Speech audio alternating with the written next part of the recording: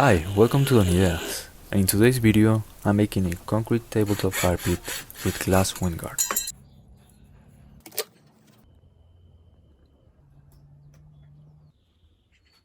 I'm going to make the mold upside down. One of the reasons is because I want the top of the fire pit to be smooth and even with the sides.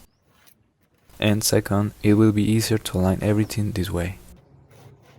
I cut everything using a handsaw and a jig.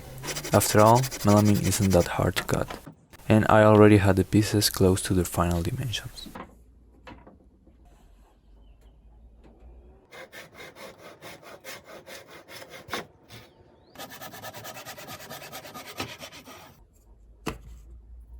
In the end, I cut 13 pieces, of which 9 will be for the inside of the mold. Then I screw everything together, making sure to leave all the screw heads flush with the melamine, so that it doesn't get stuck on the concrete later on. I also made sure to cover the exposed edges of the melamine with tape, to prevent it from swelling and ruining the inside measurements. When I was thinking about making this, I thought how difficult a concrete block can be. But although it looks easy on video, it took me hours of designing and thinking to get to this point. But even then, I'm continuously learning in the process. And I think that's the goal we should have, to learn in the process and get better every time. Like in this project, I learned that a good mold makes a good piece. Here I probably used a little bit too much caulk. I guess I didn't consider how I was going to demold it. And I also added some screws to make sure everything stays in place. Now, this is an important step. I'm adding a mesh, so the concrete has something to adhere to. And even if it breaks, it will not come apart. I didn't mention that the walls are going to be 30mm thick, so for anything thinner than that, I will probably use fiber reinforcement as well. But here I'm basically making a basket, nothing too complicated.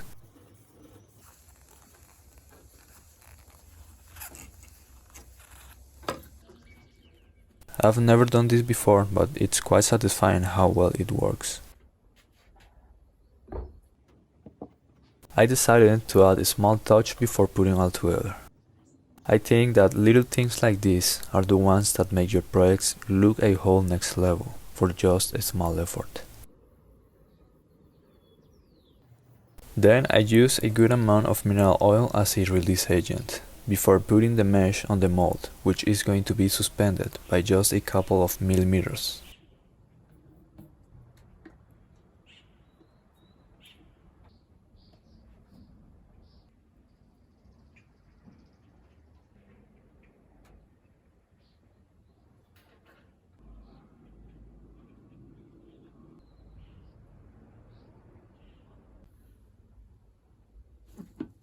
For the concrete, I'm using just sand and cement, because I want the concrete to flow through the mesh and fill every single corner. The last thing I want is to have gaps in the final product. I recommend to mix both, the sand and cement together before adding water. And also, you want to gradually add the water. You don't want to add too much water at once, or you will end up making more concrete than you need. The consistency I'm going for is more or less like a thick oatmeal that holds its shape but is easy to work with.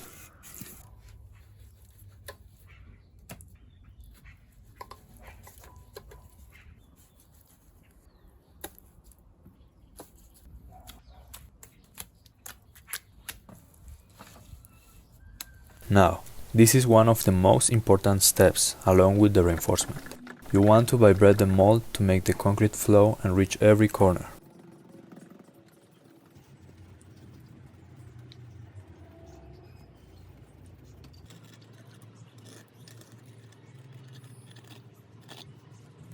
The next parts I need to make are a frame and a tray, and I will use this aluminum profile, which I already had, to make both pieces.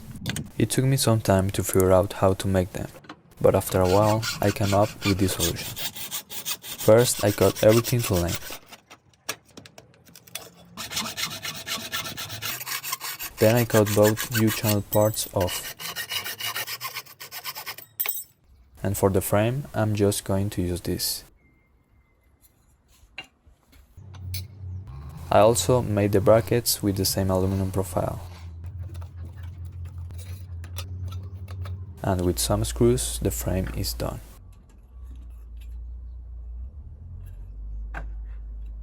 Now for the tray, I will use the cut-off pieces I just cut. Aluminum is one of those materials that you can use to make almost everything.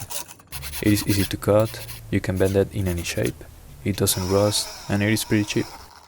So I managed to make both pieces using just a 4 feet long piece of aluminum profile, along with some screws and a wire mesh.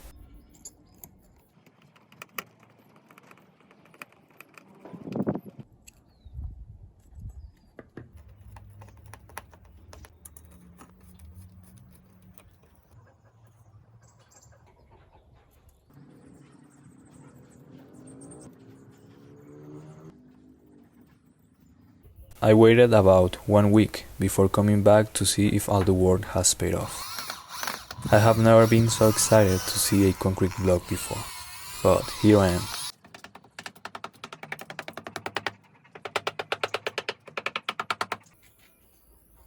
Removing the mold was easier than I expected. I think the mineral oil worked well.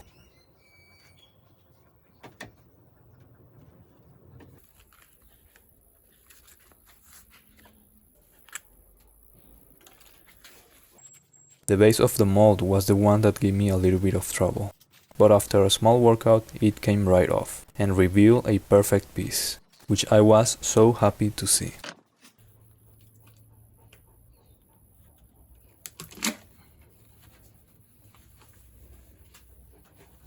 Then, with the help of some screws and a hammer, I pulled the remaining pieces out, being careful not to break any edges. At this point, I'm realizing that everything in this project is coming together like I expected, and I think it has to do with the preparation.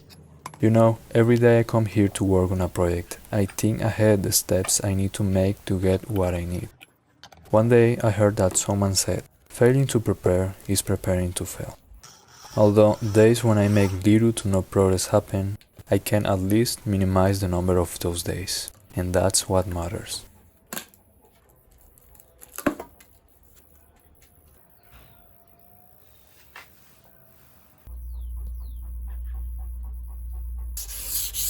Here I'm basically trying to make it look as even as possible, because the tape left some marks. I recommend to use gloves while sanding. I remember wet sanding another concrete project that took me like an hour, and I remember that my hands were like wrinkly, as if I had spent the whole day in a pool. And after that they turned super dry and rough, so use gloves. For the fire I'm using gel fuel. I know, it makes a light blue flame, but I didn't find any fire pit specific gel fuel here, but it does exist. And I didn't find isopropyl alcohol either, so I'm using this.